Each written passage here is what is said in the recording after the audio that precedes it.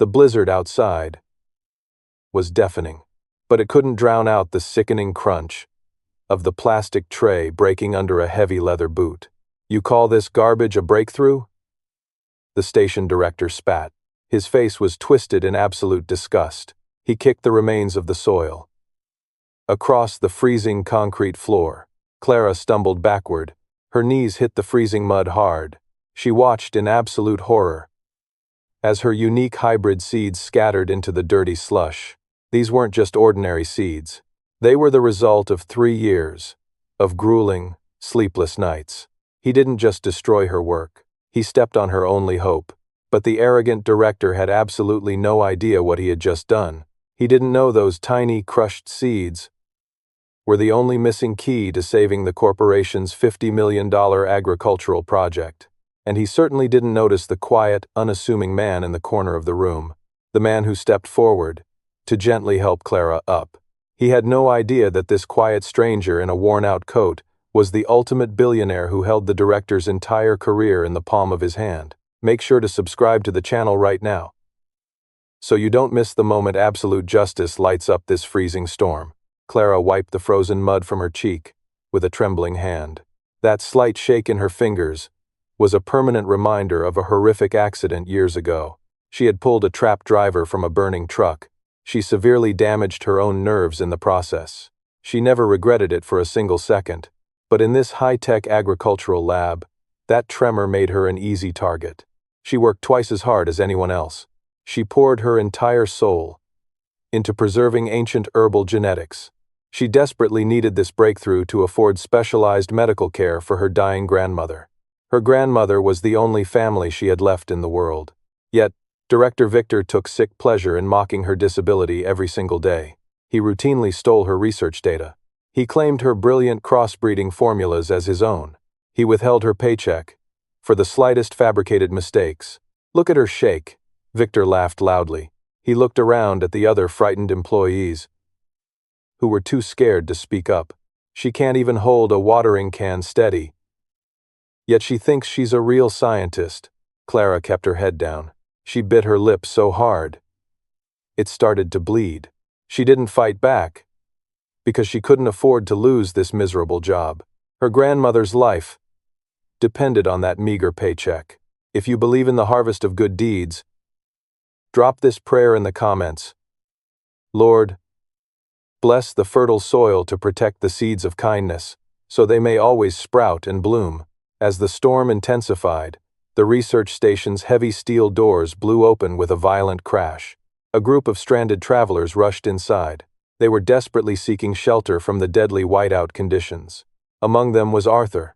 He was a man dressed in a faded, worn-out parka, looking exhausted and weather-beaten. He was holding tightly to his young daughter, Lily. The little girl was shivering violently in the freezing draft. But the cold wasn't the worst part. Her eyes were completely vacant and empty. She hadn't spoken a single word since a tragic family loss plunged her into deep depression months ago. Arthur had tried everything. Every doctor. Every therapy. But nothing worked. Victor rolled his eyes in disgust at the stranded guests tracking snow into his pristine lobby. "Don't touch the equipment. And stay out of my way." Victor barked at the freezing father and daughter. "I have global executives arriving on a video call as soon as the power stabilizes. I won't have you peasants ruining my multi-million-dollar presentation." Arthur didn't say a single word in response. He just pulled his daughter closer. He tried to rub some warmth into her freezing, stiff arms. Clara couldn't stand watching them suffer. She ignored the sharp pain in her bruised knees. She walked over to her private locker in the back room. She pulled out a small, heavily protected thermal pouch. It contained the very last surviving batch of her special medicinal seeds, the ones Victor hadn't managed to trample. She didn't hesitate to use her only remaining asset. She walked to the break room stove. She carefully began to brew a highly specialized herbal tea. Arthur watched her silently from the shadows of the room. He noticed something absolutely incredible. Her hands trembled badly when she reached for the heavy metal kettle. But the moment she began measuring the delicate seeds, everything changed. When she poured the boiling water over the fragile leaves, her fingers locked into absolute perfect precision. It was the deep muscle memory of a master botanist. It was the steady hand of someone who cared deeply about preserving life. Clara knelt down on the cold floor, in front of the little girl. "Here, sweetie," Clara whispered softly. She pressed the warm, fragrant mug into Lily's cold hands. "This will make the cold go away." The girl hesitated, then took a slow, careful sip. The rich, soothing warmth of the ancient herbs washed over her instantly. The unique botanical blend carried a comforting, earthy aroma that felt like a warm hug. For the first time in 6 excruciatingly long months, a tiny, fragile smile appeared on Lily's face. She looked up at Clara and let out a soft, contented sigh. Arthur's breath caught in his throat. Tears welled up in his tired eyes. He watched his daughter's eyes light up. The heavy, suffocating fog of her depression was lifting just a little bit, and it was all thanks to a complete stranger's selfless kindness. At that exact moment, Victor stormed over, his face red with fury. "What do you think you are doing, wasting company resources on these nobodies?" he screamed at Clara. He slapped the mug out of Clara's hand, spilling the precious tea across the floor. "Get back to cleaning the floors before I fire you and throw you out into the snow." Victor didn't realize something very important.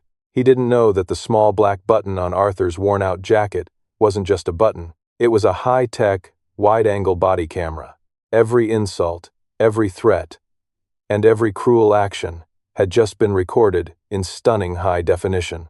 The storm outside was finally beginning to clear, but inside the station, a massive, unstoppable avalanche was about to come crashing down on Victor's head.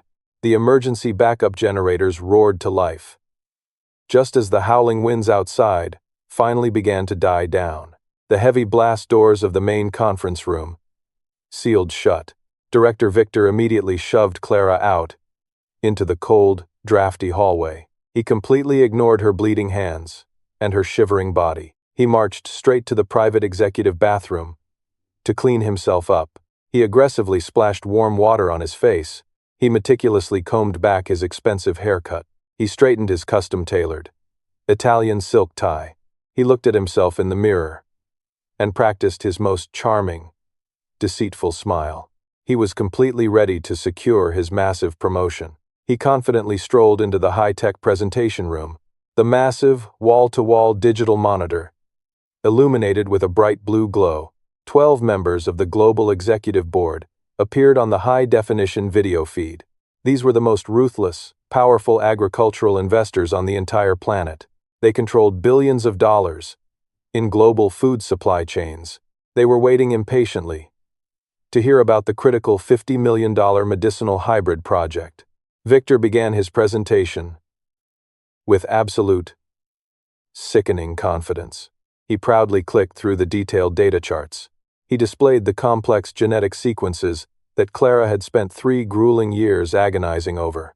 He claimed every single midnight breakthrough as his own personal stroke of genius. "As you can clearly see, gentlemen, my unique crossbreeding technique has completely stabilized the delicate medicinal properties," Victor boasted loudly to the screen.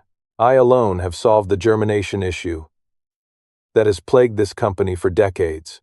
He was so wrapped up in his own massive ego that he didn't hear the conference room door quietly slide open behind him. He didn't notice the quiet footsteps stepping onto the expensive carpet. Arthur walked slowly into the center of the room. He was no longer holding his traumatized daughter. He had safely tucked Lily into a warm bed in the medical bay, but he was still wearing that same faded, weather-beaten, snow-covered parka. Victor turned around, and his face instantly contorted with absolute rage. "Excuse me, you ignorant peasant," Victor shouted at the top of his lungs. He pointed a shaking finger at Arthur's chest. "Security!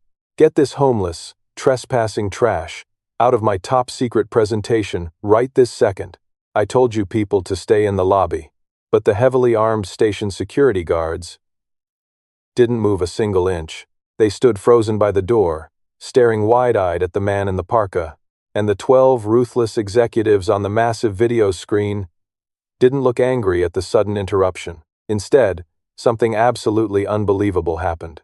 Every single one of those billionaire board members immediately stood up from their leather chairs. They hastily buttoned their suit jackets.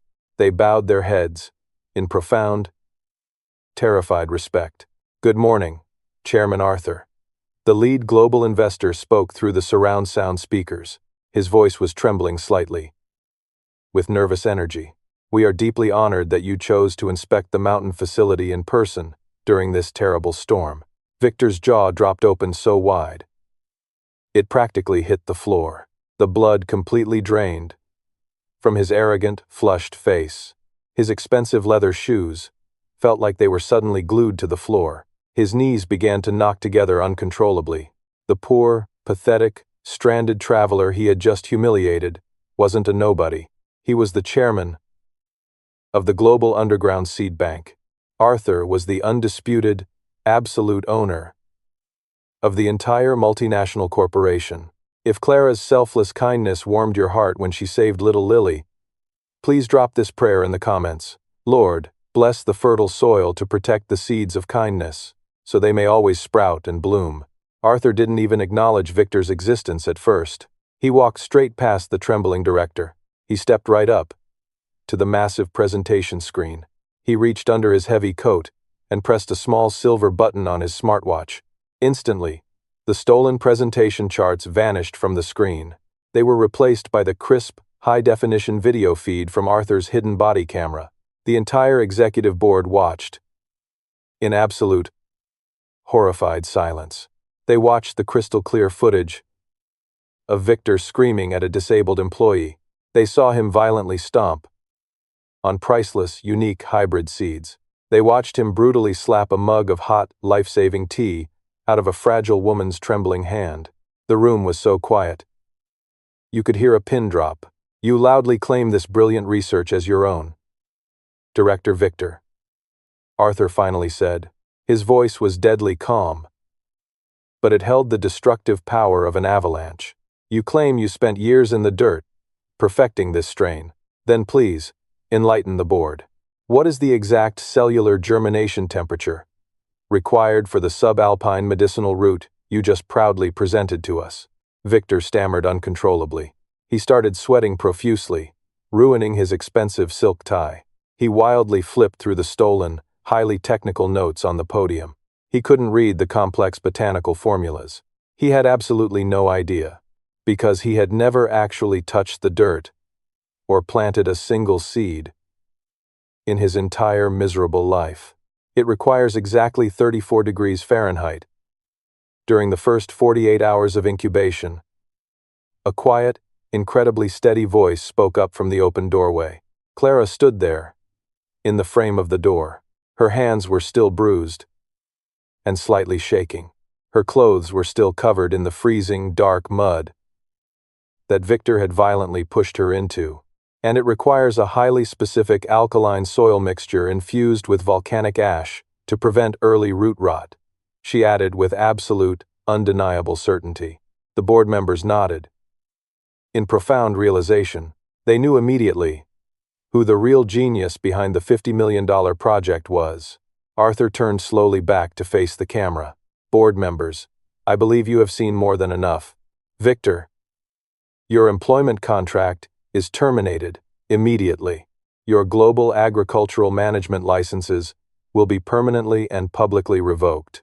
I will personally ensure that you will never work in this industry or any related industry ever again." Victor's legs completely gave out. He fell hard to his knees on the cold floor. He begged, he pleaded, he cried massive, pathetic tears of absolute desperation. "Please, Chairman, I beg you. I have a massive mortgage on my mansion," he sobbed uncontrollably. "I was just stressed by the severe weather protocols. Give me one more chance." Arthur looked down at the weeping man with absolute, unyielding disgust. "You weren't stressed, Victor. You were deliberately cruel to people you thought were completely beneath you, and you made the fatal mistake of underestimating the power of a quiet spirit. Security, remove this man from my facility immediately." Two massive guards stepped forward. They grabbed the sobbing, utterly ruined director by his expensive suit jacket. They dragged him kicking and screaming out of the warm room and tossed him out into the freezing, unforgiving cold. It is finally time to celebrate absolute justice. Please drop this prayer in the comments to seal his fate. Lord, bless the fertile soil to protect the seeds of kindness, so they may always sprout and bloom. Once the room was finally quiet and peaceful, Arthur walked over to Clara. He didn't care about the mud on her uniform. He gently took her scarred, trembling hands in his own warm grasp. "The special tea you made for my little girl," Arthur said, his voice suddenly thick with deep, raw emotion. "It is the very first time my Lily has smiled since her mother tragically passed away 6 months ago. You have an incredibly rare gift, Clara, a beautiful gift that goes far beyond just growing medicinal plants." He turned back to the silent board members on the screen. "Gentlemen, I would like to formally introduce you to our new Global Director of Creative Research and Development. She will be leading the $50 million expansion project, effective immediately, with a full executive salary and a massive private research budget." Clara couldn't hold back her tears of pure, overwhelming joy. Her grandmother would finally get the absolute best specialized medical treatment in the entire world. She would never have to worry about money or being bullied for her disability ever again. Several months later, the frozen mountain fields finally thawed. They bloomed with brilliant, vibrant green life. Under the spring sun, Clara walked slowly through the massive, state-of-the-art glass greenhouses. Lily was holding tightly to her hand, laughing brightly and freely in the warm sunlight. Arthur walked quietly beside them. He was watching his precious daughter heal and grow stronger day by day. True love, unwavering dedication, and absolute self-respect will always guide kind, gentle souls to a peaceful, happy harbor. Make sure to subscribe to the channel right now to walk with us through life's beautiful daily miracles.